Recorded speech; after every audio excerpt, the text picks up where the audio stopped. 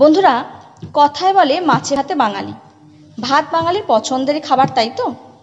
তাই জন্য একসঙ্গে কয়েক কেজি চাল আমরা দীর্ঘদিনের জন্য সংরক্ষণ করে রাখি বাড়িতে। তবে সেই চাল যত্নে রাখা কিন্তু বেশ কঠিন ব্যাপার। বহু ক্ষেত্রে দেখা যায় কয়েকদিন পরেই চালের মধ্যে পোকা ধরে গেছে। বারবার ধুলেও সেই পোকা কিছুতেই যায় না। রোদে দেওয়ারও সময় এখনকার দিনে মানুষের থাকে না, তাই সেই পোকা নিয়ে হয় মহা ঝামেলা। চলুন তাহলে জেনে নিই আজকের এই ভিডিওতে কিভাবেই সহজে সেই পোকার হাত থেকে আমরা রক্ষা করব নিজেদের চালকে। এক, লবঙ্গ।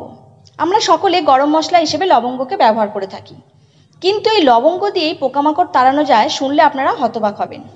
এছাড়াও লবঙ্গে অ্যান্টিফাঙ্গাল এবং অ্যান্টিব্যাকটেরিয়াল বৈশিষ্ট্য রয়েছে, তাই চাল, ডাল বা গোটা দানার সঙ্গে কয়েকটি লবঙ্গ রেখে দিলে পোকামাকড় একদম দূরে থাকবে। দুই হচ্ছে নুন।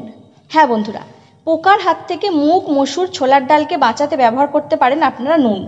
ডালের কৌটোর মধ্যে 1 টেবিল চামচ নুন ঢেলে দেবেন। এই টোটকা মেনে চললে দীর্ঘদিন ধরে পোকা ধরবে না ডালে। 3 হচ্ছে তেজপাতা। তেজপাতাও এক ধরনের গরম মশলা, যা এর সুগন্ধের জন্য পরিচিত। তাই বিশেষ বিষয় হলো পোকা এই গন্ধ একদমই পছন্দ করেন না। তাই আপনারা চালের সঙ্গে এবং ডালের সঙ্গে কিছু তেজপাতা রেখে দিতে পারেন, এর থেকে পোকামাকড় একদম দূরে থাকবে। 4, শুকনো লঙ্কা।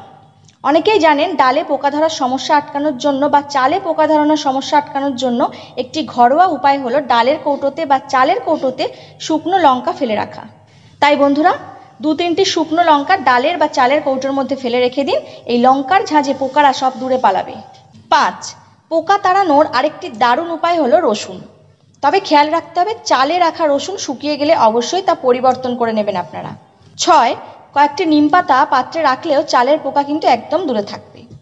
তাহলে বন্ধুরা জেনে গেলেন চাল এবং ডালকে কিভাবে আপনারা ভালো রাখতে পারেন এবং পোকার হাত থেকে বাঁচাতে পারেন। তাড়াতাড়ি এই উপায়গুলি ফলো করুন এবং নিজেদের চাল ডালকে সংরক্ষণ করুন। আর আমাদের এই ছোট্ট ভিডিওটি কেমন লাগলো অবশ্যই কমেন্ট করে জানাবেন। ভালো লাগলে কিন্তু লাইক ও শেয়ার করবেন। এই ধরনের আরও ইনফরমেশনমূলক ভিডিও পেতে আমাদের চ্যানেলটি সাবস্ক্রাইব করে রাখবেন।